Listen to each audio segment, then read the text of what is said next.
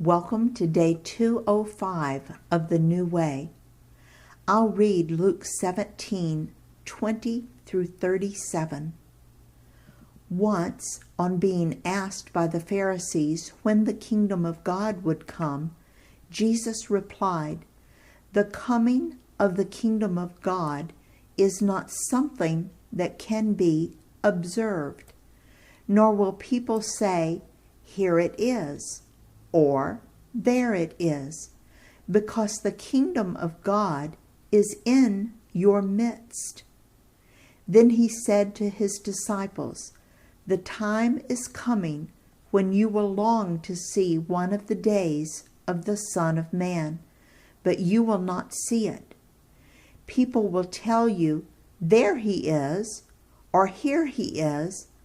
Do not go running off after them. For the Son of Man in his day will be like the lightning which flashes and lights up the sky from one end to the other. But first he must suffer many things and be rejected by this generation.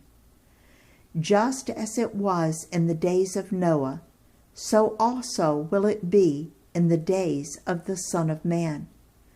People were eating, drinking, marrying, and being given in marriage up to the day Noah entered the ark. Then the flood came and destroyed them all. It was the same in the days of Lot. People were eating and drinking, buying and selling, planting and building. But the day Lot left Sodom, fire and sulfur rained down from heaven and destroyed them all. It will be just like this on the day the Son of Man is revealed. On that day, no one who is on the housetop with possessions inside should go down to get them. Likewise, no one in the field should go back for anything. Remember Lot's wife? Whoever tries to keep their life will lose it, and whoever loses their life will preserve it.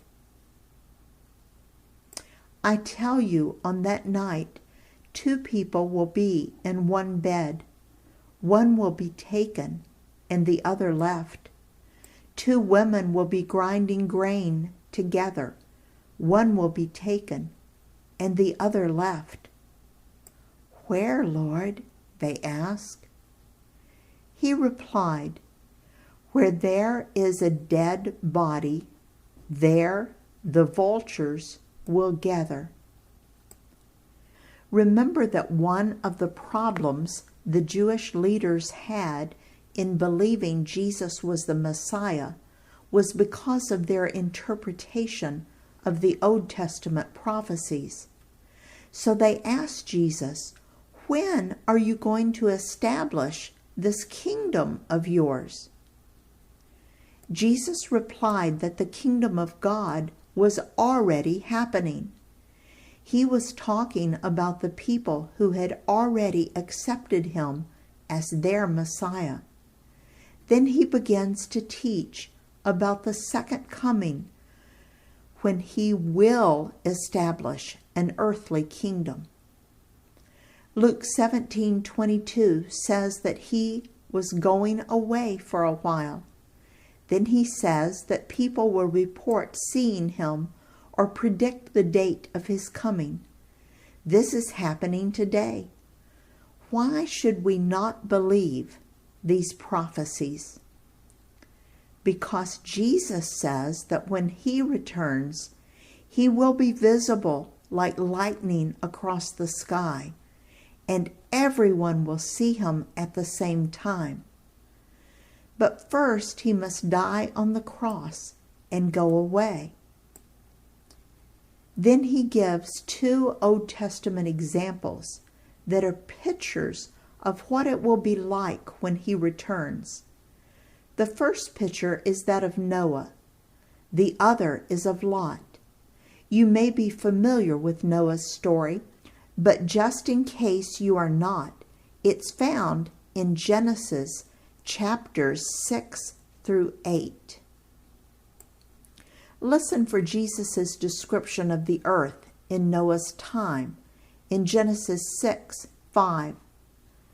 The Lord saw how great the wickedness of the human race had become on the earth, and that every inclination of the thoughts of the human heart was only evil all the time. God sent the worldwide flood to destroy the earth and all its inhabitants, except for Noah and his family, 8 people total. Lot's story is found in Genesis 19:1 through 26. You may read that if you so desire, but listen to the reason that God told Abraham that he would destroy the city where Lot lived. I'll read just Genesis 18:20. Then the Lord said, "The outcry against Sodom and Gomorrah is so great, and their sin so grievous."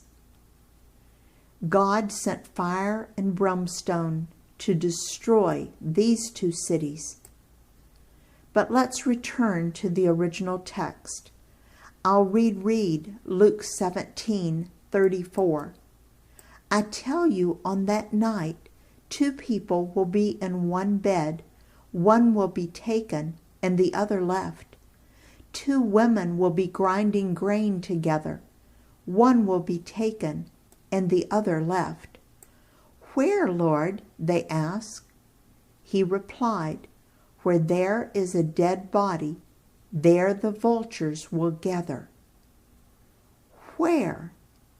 Do you think the disciples were asking where people will be taken? Or do you think they were asking where would Jesus return? I don't know, but Jesus didn't seem to answer either question. I believe that Jesus is saying, look for the signs of my coming. In nature, you know the signs. If you see a lot of vultures together, you know there is a dead animal. Just like signs in the earthly world, you need to know the spiritual signs of his coming.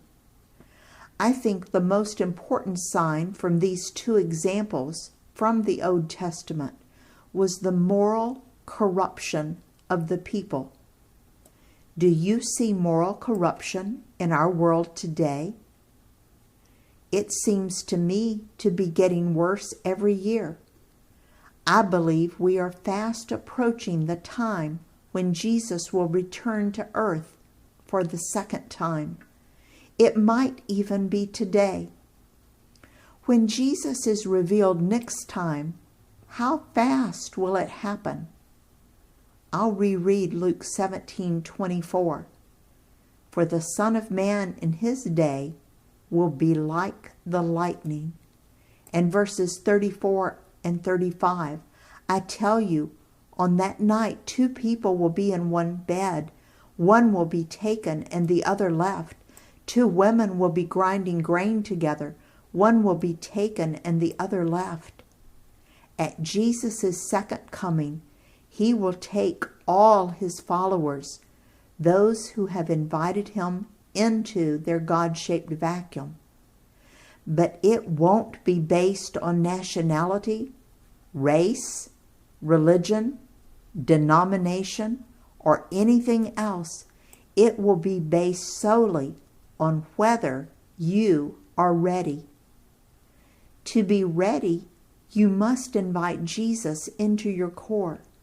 It's that simple. But when Jesus returns, there won't be time. It will be too late if you haven't already invited him in. We'll talk more about the second coming in later chapters. In his service, Dale.